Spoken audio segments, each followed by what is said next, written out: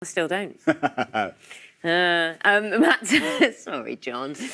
Oh, Matt, what do you think I'm going to say to you now? Well, I thought that was a bit harsh, wasn't it? Poor old John, blimey. Oh, you know the deal, Matt.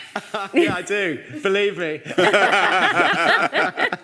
How are you? What you got in your little cup there? Little espresso? I've finished it. It's a little espresso. Oh, at least you got given a coffee. That's a nice thing. Pep me up first thing in the morning. There you go. Enough about coffee. Our special guest today, Nish Kumar. Nish, welcome. Pleasure to be here. First time on the show. First time on the show, hopefully not the last time. No, absolutely, unless you misbehave.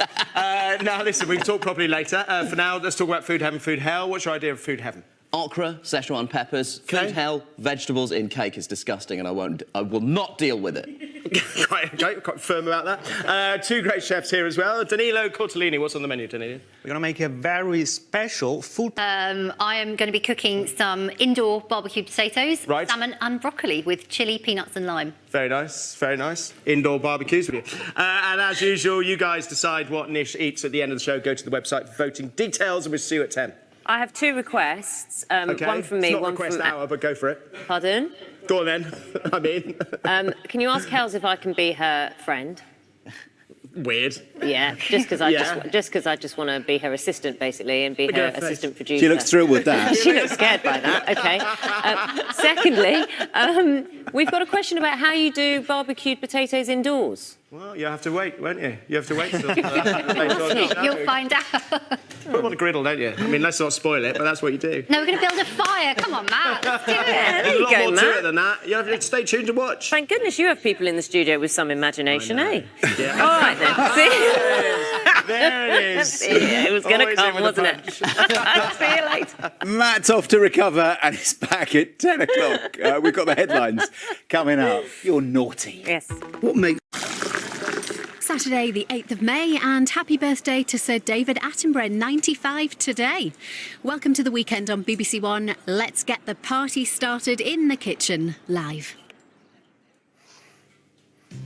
Good morning. Get ready for 90 minutes of entertaining eats. This is Saturday Kitchen Live.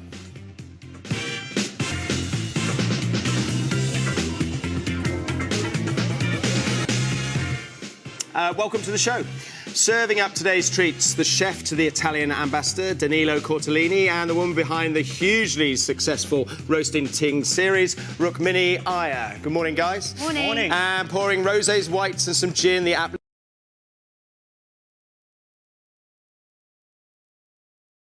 Best known for his political satire with no topic or person off the table. Good luck. Please welcome Nish Kumar. Good morning, Nish. How are you? I'm so happy to be here. I promise to be incredibly balanced. As is your way. As is my way. I am nothing if not balanced. I'm a human seesaw. Said everyone never. Now, listen, it's fair to say you've just kind of got into food, haven't you, during lockdown? Oh, I've always been into food. What I have got... For survival. Yeah. What's basically happened is my household, my partner and I were never great cooks. We eat out a lot. Okay. And obviously... After everything became awful, but again, for balance, for want of a better phrase. For want of a better phrase, but in the interest of balance, after everything became amazing, I don't know.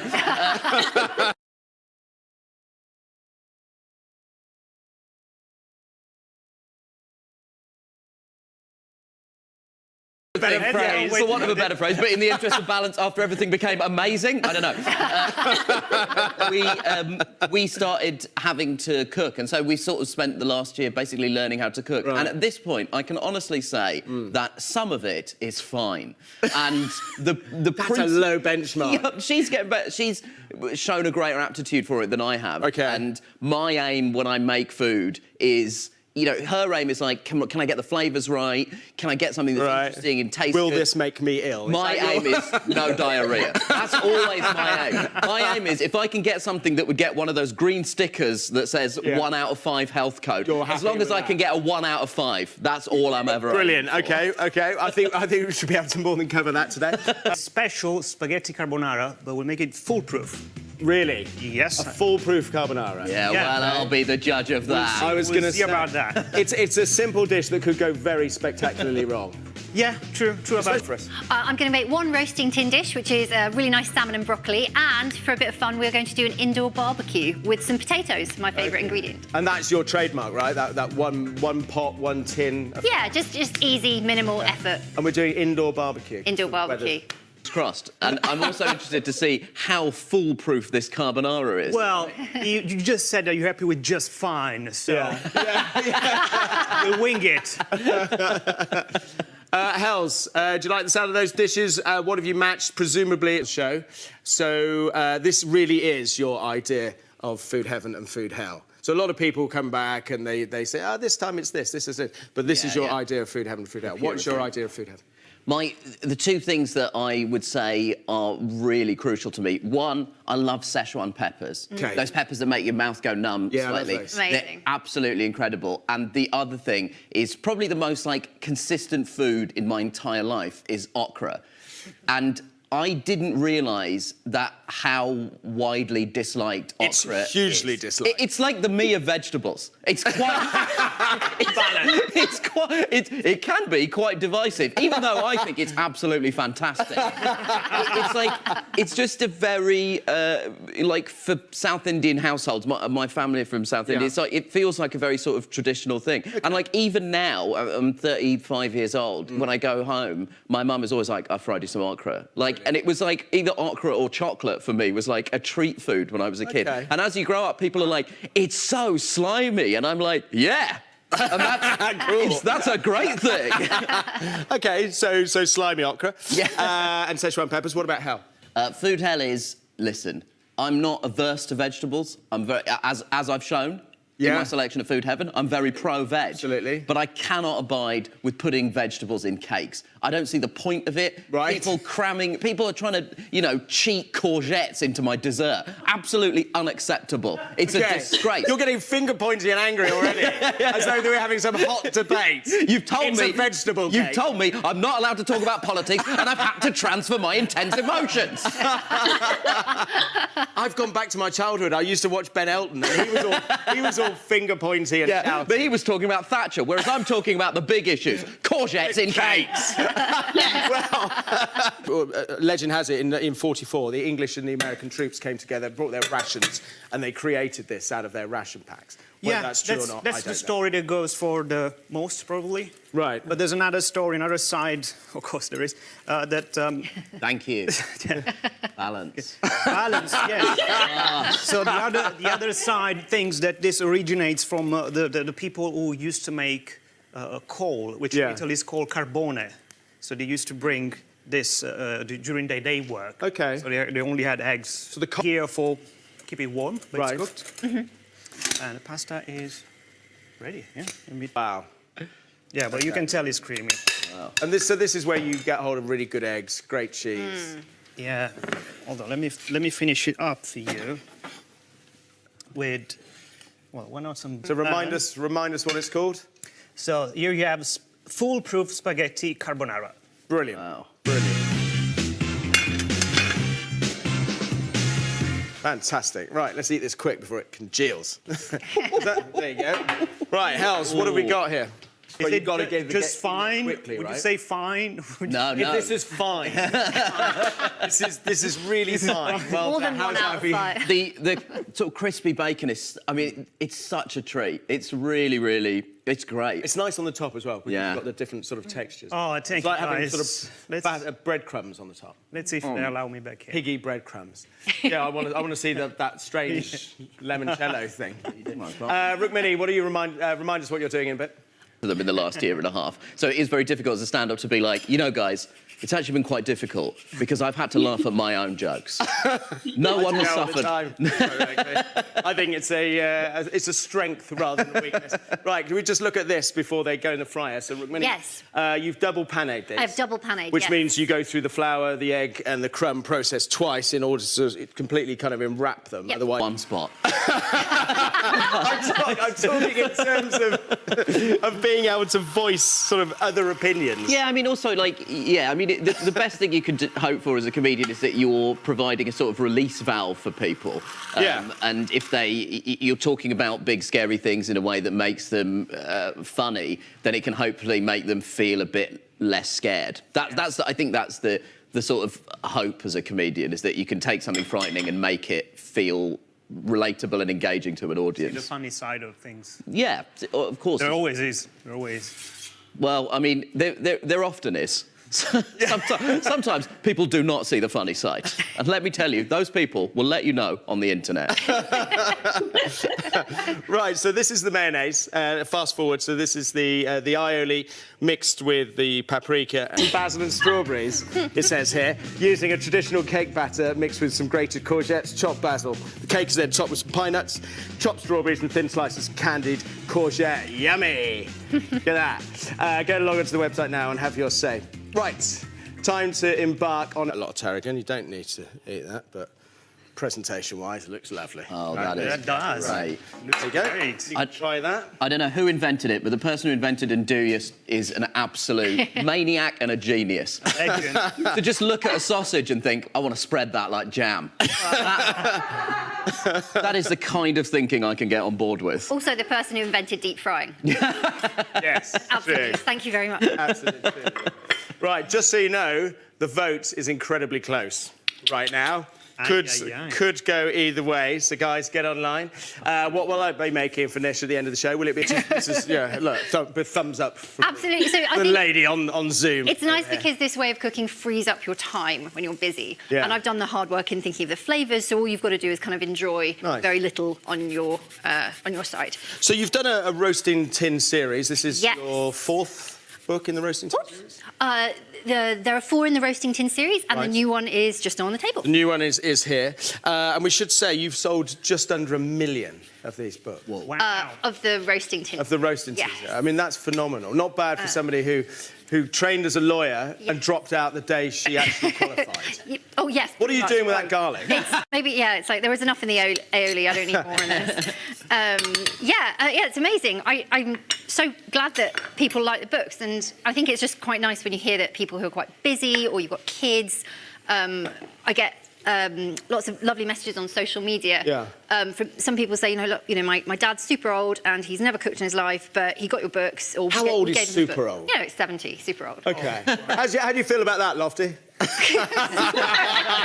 don't mind. The oven for 20 minutes. You're good with I that. can just about manage that, yeah. Right. Again, the aim is no diarrhea for me. That's always the aim.